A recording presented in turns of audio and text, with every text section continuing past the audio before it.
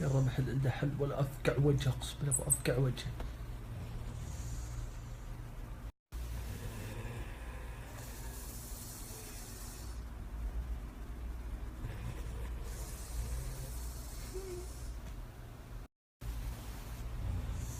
لا حول ولا قوة.